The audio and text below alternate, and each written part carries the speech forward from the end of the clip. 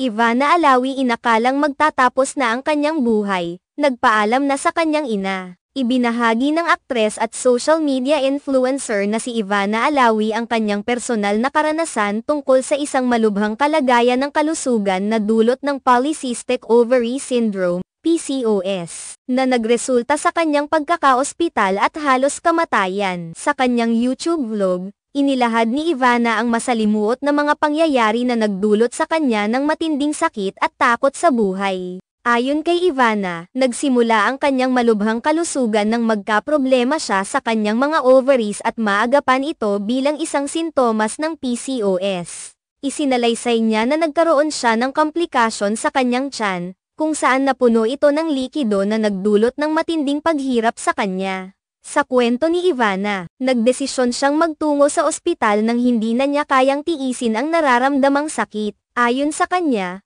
kung hindi siya nagpadala sa ospital, posibleng hindi na siya nakaligtas sa kalagayan. Habang nasa ospital, napansin niya na patuloy na tumataas ang fluid sa kanyang tiyan, na nagbigay sa kanya ng hitsurang parang 5 buwan na buntis. Sa paglipas ng mga araw, lalong lumala ang kanyang kondisyon at nagsimula siyang makaranas ng matinding sakit at hirap sa paghinga. Tapos yung sakit, hindi na ako makahinga. Konting lakad ko lang parang hihimatayin ako. Nanlalamig na yung buong body ko tapos tumutirik daw yung eyes kong ganon, kwento ni Ivana. Bilang bahagi ng kanyang paggamot, kinailangan siyang ipasok sa ospital at dumaan sa mga seryosong medikal na proseso. Isinagawa ng mga doktor ang isang operasyon kung saan pinasok ang isang tube upang alisin ang likidong dumami sa kanyang tiyan. Sinubukan nilang tanggalin ang 2 litro ng likido. Ngunit sa una ay 1 litro lamang ang nakuha. Patuloy pa rin ang proseso ng drainage tuwing 8 oras upang mapagan ang kanyang kalagayan. Ayon sa kanya,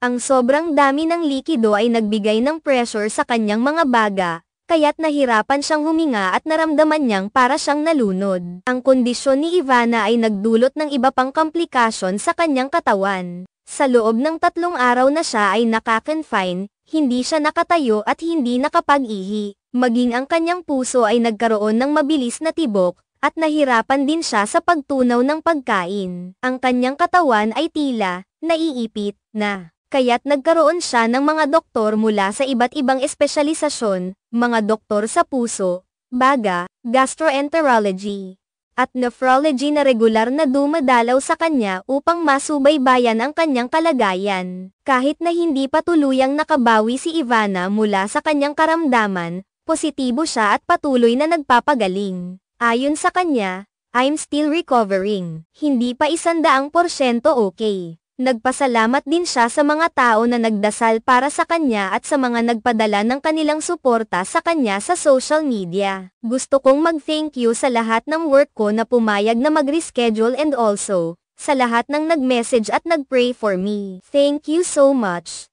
guys." Ani Ivana, nalabis ang pasasalamat sa mga patuloy na sumusuporta sa kanyang kalusugan at paggaling. Sa kabila ng kanyang pinagdaanan, hindi pa rin nawawala ang kanyang positibong pananaw sa buhay. Patuloy siyang nagpapakita ng lakas at determinasyon, umaasang ang kanyang pagbangon mula sa matinding pagsubok ay magbibigay inspirasyon sa iba.